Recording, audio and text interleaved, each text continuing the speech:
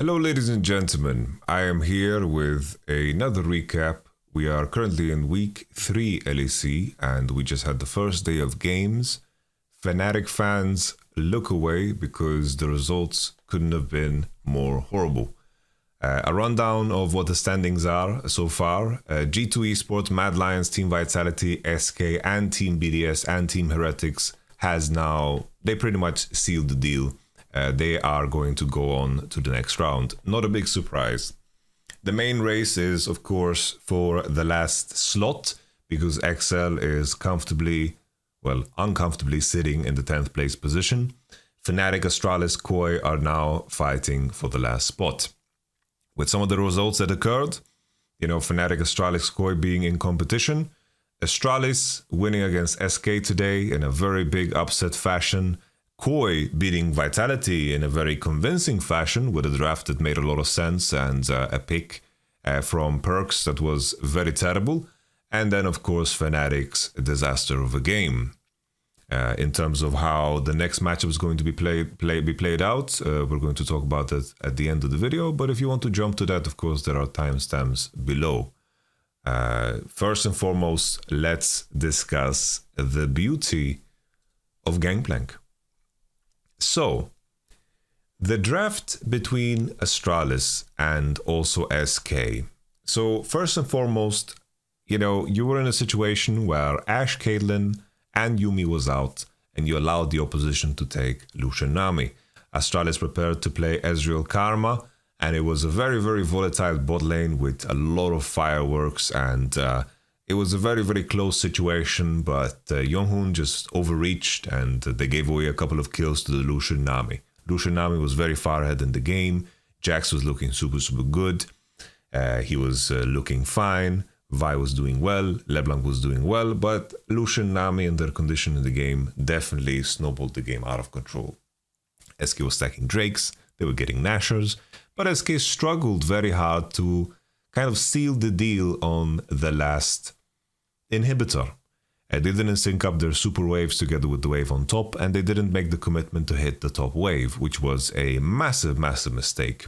I think Certus looked pretty timid and uninteresting on the LB. I think he chose very poor timings to W in, and he got chunked and lost HP, and I think this made SK lose momentum.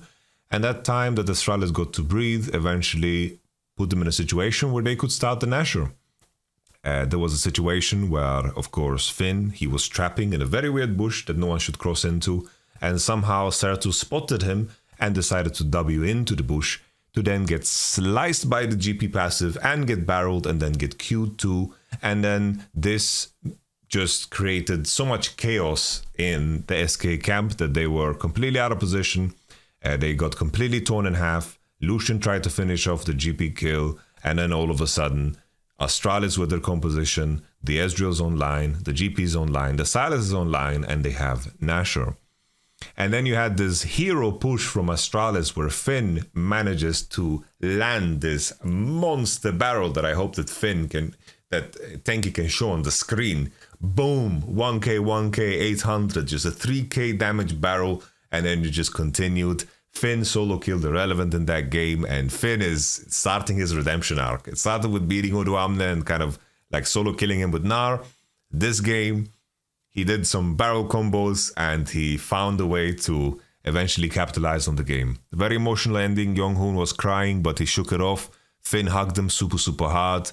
Astralis, they are carrying with the vibes. I'm really liking Astralis, what they're showing in their demeanor, how they seem to be after their games.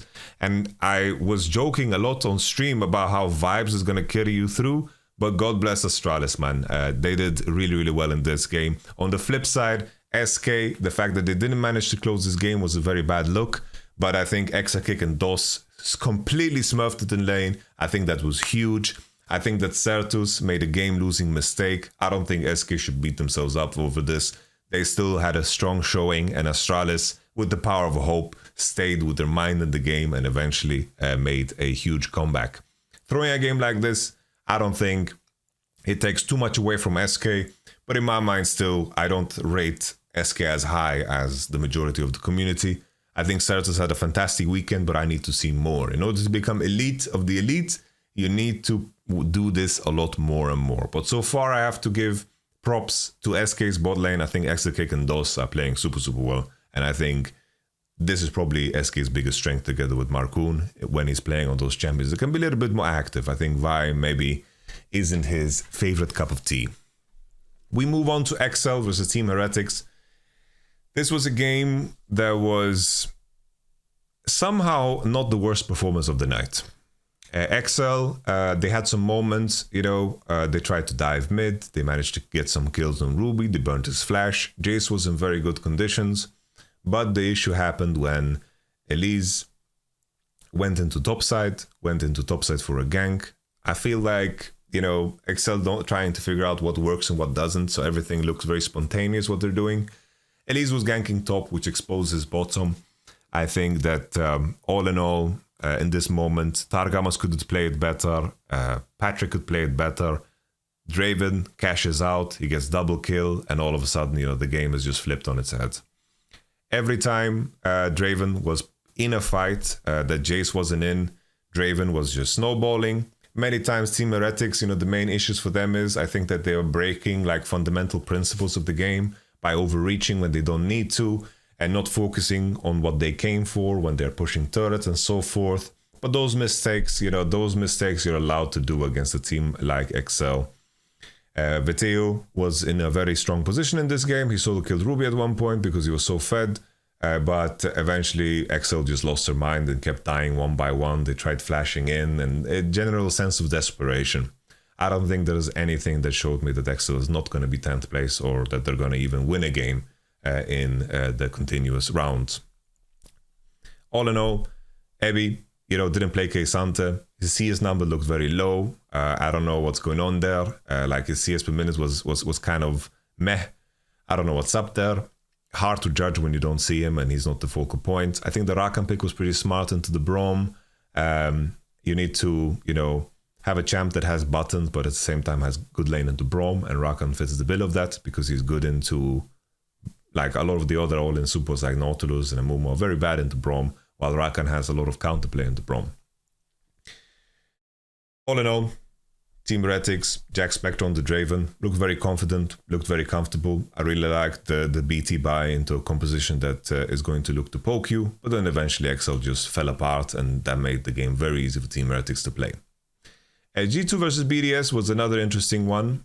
G2 picking Maokai first pick and then answering Lucian Nami with Nautilus. I was very surprised that they dropped AD. I thought their plan would be to just go Nautilus and Kalista. I think that in this moment, I thought that BDS, the first 4 picks that they did were completely winning, like monster winning, like Lucian, Nami, Seju, and then Jax on 4, because the enemy team needs to ban Olaf and Darius against your top laner. Jax on 4, inviting the Gnar, and then Xayah on 5. I think in this position, if BDS just pick a mage on 5, like let's say they pick Victor, let's say they pick Azir, any of these champions are available, and the reason I like these champions so much is because you have good synergy with Nami, and at the same time, you have decent synergy with Sejuani. You don't need to always pick melees because you have Sejuani on your team, right? It doesn't matter. And the biggest thing, right, is that Xayah, Gnar, Ryze are all champions that operate in a very specific range pocket, and you can break that apart, right? This could have been also maybe an interesting game for like a Cassiopeia. This could have been the same case as we saw when Astralis played against that Cassio, where Xayah was monster fed, but she couldn't trade blows with the enemy Cassio. And I just wanted to see a mage, because Sylas, even though you have fantastic ults in this game, and you have Seju for the melee synergy, the fact that you're playing Sylas into Xayah, Ryze, and so much CC will make the game very hard for you to play. But in terms of the gameplay, we saw heavy 2v2s on bot. There was a moment where Hans Sama definitely choked it. He could have found the kill, but he fucked up his Q and the E, and then Nami got her W back, which led into a Lucian Nami double kill. And then they extended that further into Lucian Nami double killing again. And Lucian Nami was so fed. Same similar story to the SK game, Lucian Nami was super fed. But then there was this very big fight in the red side, in the blue side red buff area, where basically, no one was showing from G2 on the bot wave, which is crucial. No one showing on the bot wave.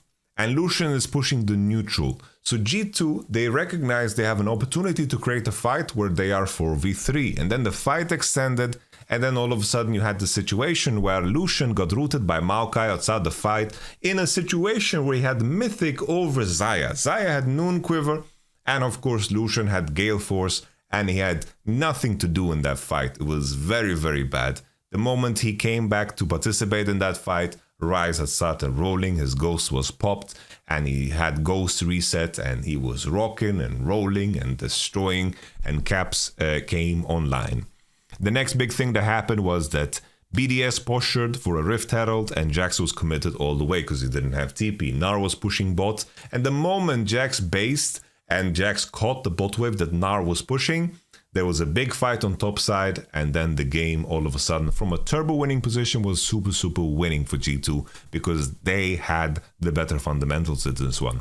Very disappointing gameplay from BDS because they made mistakes that,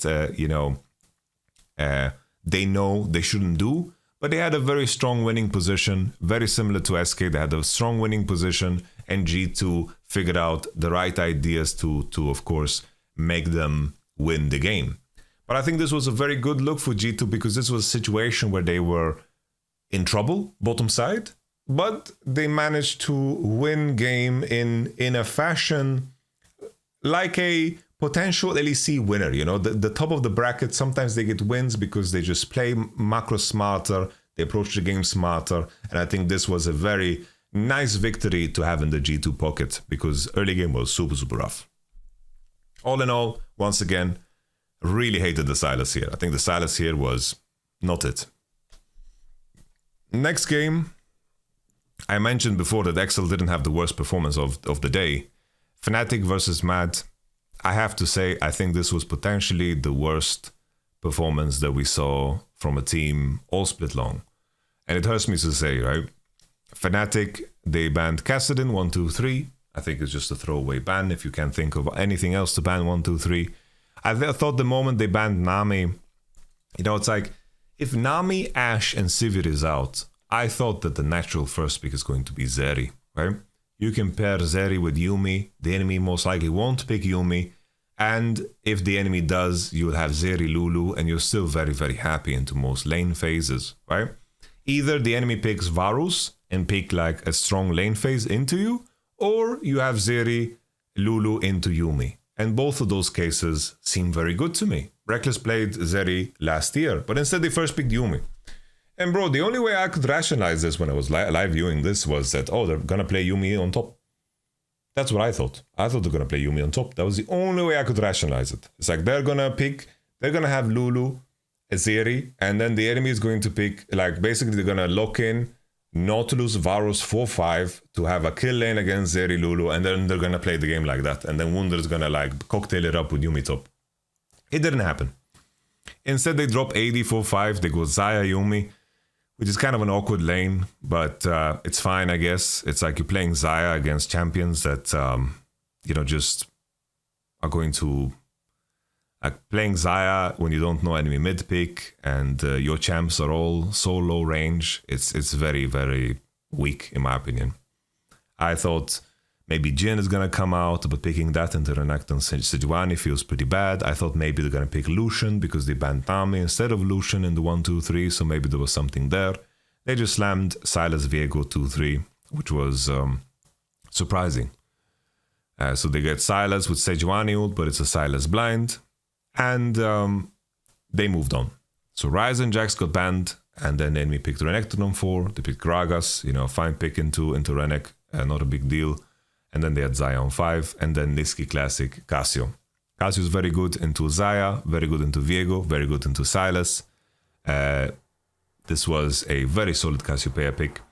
This game was over already at like 5-minute mark. So basically what happened in this game was, first and foremost, Hilly smurfed, he flashed on Yuumi, polymorphed her, and they just one-shot her when she was outside of the body of Xayah. So that happened. Hilly smurfed, and then later, well, not later, I think it was around the same time, there was a 2v2 on mid that was completely atrocious, like Razork was looking for a W on Cassio, and then he got chunked, and then he's just looking at her, and they could disengage, but they didn't. Like, it was so weird. And then they took that fight, and Marek was trying to defend his Viego, and then they just got double killed on mid. Then later, they tried to 1v2 topside, and then Renekton gets away with a kill and goes out. And then they tried another Hail Mary on mid, another 2v2, and then Cassio was Archangel of Ages 11 minutes. That's all I can say. And Fnatic had one of the worst performances I've ever seen from a team. And it really hurts me to say. Fnatic are in a downward spiral. And as mentioned before, Astralis winning a game and Koi winning a game is really, it reeks of doom for Fnatic.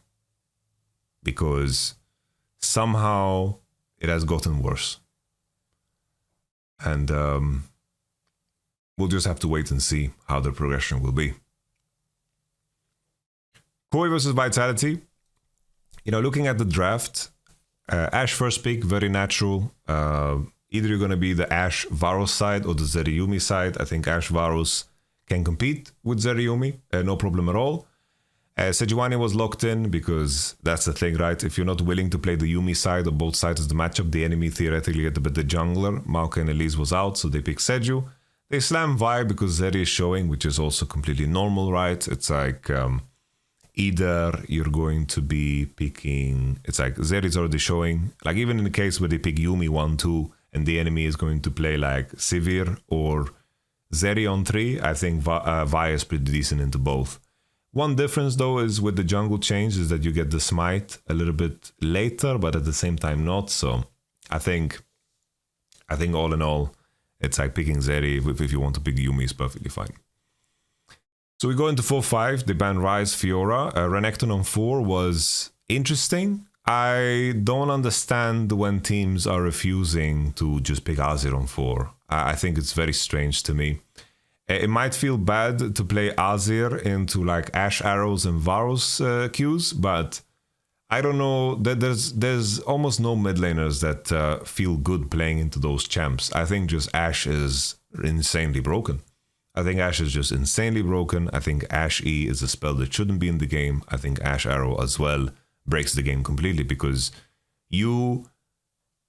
it's like you get to bet so much and gain so much at zero risk. Zero risk. It's you fire an arrow, it has a low cooldown. If it hits, you can win the game. If it misses, nothing happens because you can just do it from such a long distance. It's such a stupid ability. And nevertheless, Koi, Loki, Nar, and Azir. I think Azir is a no-brainer here for them. It's like Azir solves all their problems in the comp, right? They have the Varus, and they lack DPS to kill bulky targets, and Azir is going to give them that, right? Azir is just a solid all-around champion, and Larson loves the champion. The enemy banned Sylas and Kassadin, and I thought that, okay, they have Yumi, maybe they just want to look for an Akali on 5, but instead they went LB. So I hate LB here because there's too many things that can pressure LB into jumping back. If LB, there's Varusul, there's Ashe Arrows, there's Violed, you know, there's so many abilities that can provoke LB into playing in an awkward manner. She has to be very careful in this game, and I think if you have to be very careful with LB, usually it's not a good champion to pick. Another layer of it is that you have Sejuani jungle, so I think that your synergy is non-existent with your jungler, and I think that's essential for LeBlanc's success. Another layer to it as well, that in isolation, I think Azir shits on LB. If Azir has the room to play aggressively and trade aggressively and also is allowed to buy mercs because Sejuani is being played in the jungle, then I think that LB becomes even worse. I think in a situation where in the current jungle meta, I think LB doesn't feel so viable. I think LB is really good with maybe Viego and champions that have a lot more room to create impact early levels and that are not so slow in the farming department. You can think of like Vi and Wukong, they just want to reach 6, they don't want to spend time on mid. You can think of Sejuani, Maokai, Elise, these are AP heavy champions, so the enemy has a really easy path to mercs. I just feel like LB really struggles in the current situation of jungle, and I I think that the earlier game that we saw today was a way better LB game, the one that SK played, right? They picked LB on 5 into GP, Karma, Ezreal, which LB is kind of decent into, and they had an AD jungler. And in this game, they have a Nami, and the enemy will not have room to buy magic resistance at all. If Sylas, for example, goes Mercs, he's going to be so much weaker in this game. So this is a much better LB on 5. This time around, the enemy already has many reasons to go Mercs, and you're going to have to dodge so many CC abilities to feel comfortable in this game. The story of the game for this one was that, mid situation was most of the time very favorable for Koi. Bo was trying his best to save his lanes, but they're playing Renekton into Gnar. They tried to dive him, but Gnar survived, which was very crucial for the game. Sejuani tried to burn her timers on top. Sugenda did a very good job of surviving. They were trying to gank him on side. It was super, super good as well. There was a lot of action around mid, and I have to give MVP to Trimby here. Like, Trimby was an absolute beast. Trimby arrows and just overall patience in the game, itemization was super, super good. Like, he absolutely smurfed it. Like, his arrows were landing on LBs left and right, and Perks was going to have nightmares. When he wakes up to his alarm clock the next morning, he's going to think that an arrow just hit him in the head. That's how many arrows hit him in the head, and Koi won fair and square. This was a very legit victory for Koi, and Vitality got smashed here. I think that LB is definitely not the go-to pick. I think there's ways to adjust it. I think if you're playing against Larson, you have to slam the Azeron 4. I think almost, even if you're not playing against Larson, I think Azeron 4 is just so strong. And the main thing that you have to begin to talk about is if it makes sense to give up Maokai in order to ban Ashe, because Ashe is just a monster.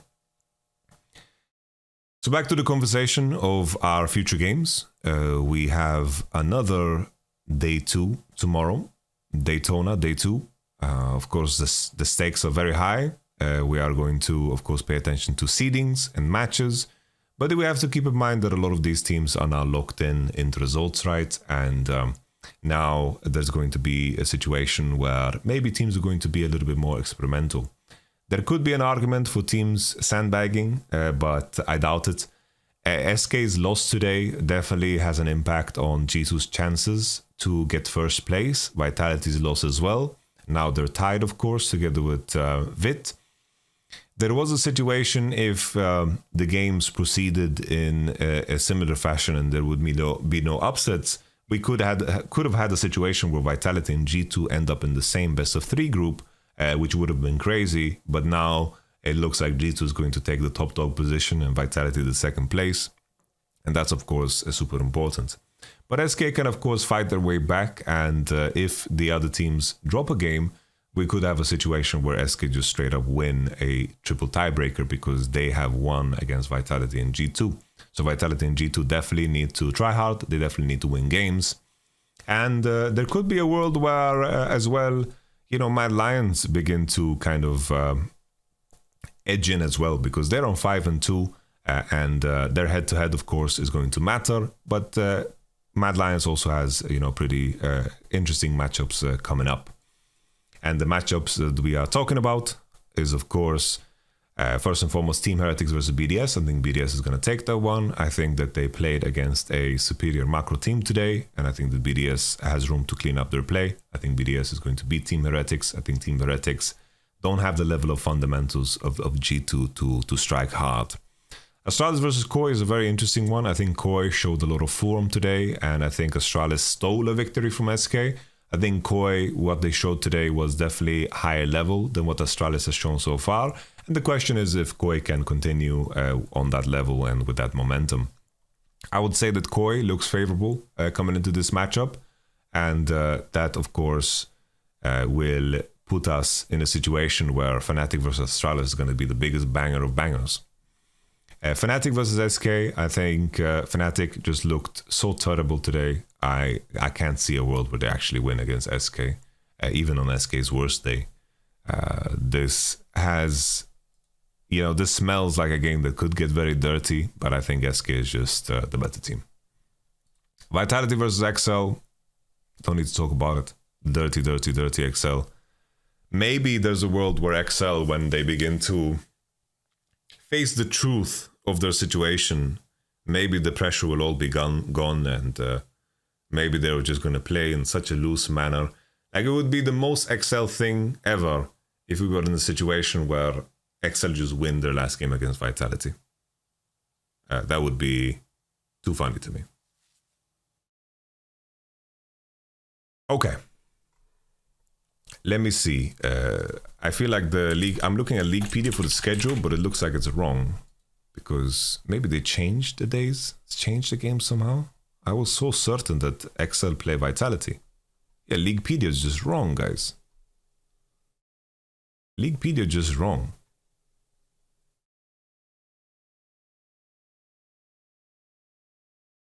Okay, Leaguepedia is just wrong. Yeah, Leaguepedia is wrong. Let me start that over.